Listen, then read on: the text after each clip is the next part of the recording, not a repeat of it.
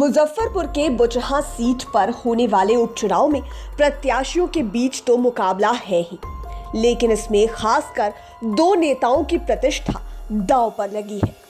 एक है बीजेपी के सांसद अजय निषाद, तो दूसरे पूर्व मंत्री और वीआईपी सुप्रीमो मुकेश सहनी। इस चुनाव से पहले बीजेपी और वीआईपी एक साथ थी और वीआईपी पार्टी एनडीए का हिस्सा हुआ करती थी, लेकिन वीआईपी अब एनडीए से कट चुकी है। बीजेपी के खिलाफ चुनाव लड़ने के कारण एनडीए से मुकेश सहनी को बाहर कर दिया गया है।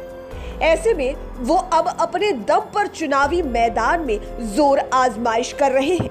यहाँ पर वीआईपी के लड़ने से मुकाबला त्रिकोणीय हो गया है, क्योंकि राजद भी यहाँ से चुनाव लड़ रही है। लाख यहाँ से कांग्रेस, आरजेडी समेत कई निर्दलीय चुनाव मैदान में है, लेकिन मुख्य रूप से अजय निषाद और मुकेश सहनी की प्रतिष्ठा दांव पर है, क्योंकि मल्लाह के वोट बैंक को लेकर दोनों अपने अपने पाले में वोट बैंक को करने में जुट गए हैं। दोनों के बीच जारी सियासी युद्ध को देखते हुए कहा जाने लगा है कि कहीं दोनों के झगड़े में कोई तीसरा बाजी न मार जाए। इन दोनों नेताओं के सियासी झगड़े के कई कारण हैं। अब हम आपको बारी बारी से दोनों नेताओं के बीच सियासी झगड़े का मुख्य कारण बताने जा रहे हैं, जिसकी मिसाल 2019 के लोकसभा चुनाव में ही बीत चुकी थी, जब यूपीए की ओर से मुकेश सहनी ने बीजेपी के अजय निषाद के विरोध में वीआईपी पार्टी के राजभूषण चौधरी को चुनावी मैदान में उतार दिया था।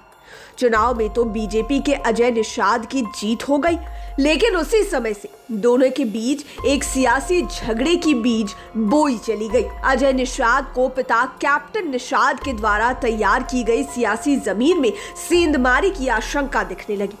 हालांकि 2019 के लोकसभा चुनाव में वीआईपी के तमाम कैंडिडेट्स की हार हो गई, यहाँ तक कि मुकेश सहनी भी चुनाव हार गए, लेकिन मुकेश सहनी और अजय निषाद के बीच दूरियां बढ़ती चली गई। हार के बावजूद मुकेश सहनी ने सियासी उपस्थिति बनाए रखी। जब 2020 का विधानसभा चुनाव आया तो ऐसे राजनीतिक घटनाक्रम हुए कि मुकेश सहनी यूपीए के पाले से निकलकर एनडीए खेमे में आ गए और बीजेपी के काफी करीब हो गए। करीब ऐसा वैसा नहीं, बल्कि पार्टी के शीर्ष नेतृत्व से डायरेक्ट टच में रहने लगे।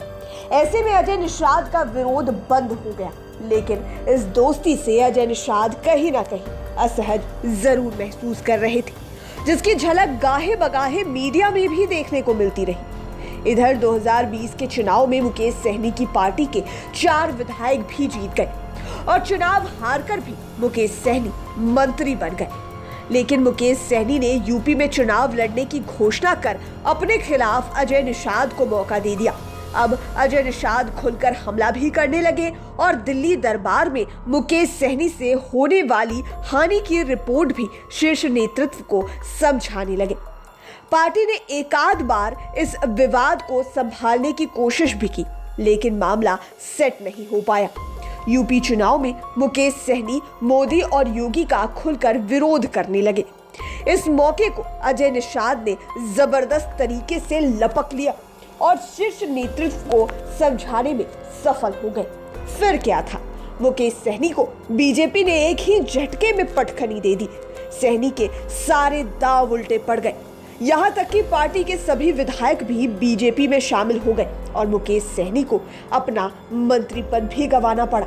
अब ऐसे में यदि बुचहा से बीजेपी प्रत्याशी की जीत होती है तो बीजेपी सांसद अजय निषाद की पार्टी और सरकार में भी कद बढ़ने की उम्मीदें हैं। वहीं वीआईपी प्रत्याशी की जीत होती है तो बीजेपी को हराने का श्रेय मुकेश सहनी को मिल जाएगा। साथ ही यह जीत वीआईपी के लिए संजीवनी की तरह काम करेगी। मुकेश सहनी का राजनीतिक कद भी कुछ हद तक बच जाएगा। मुजफ्फरपुर से अभिषेक कुमार की रिपोर्ट। अगर अभी तक आपने हमारे चैनल को सब्सक्राइब नहीं किया है तो जरूर कर लीजिए।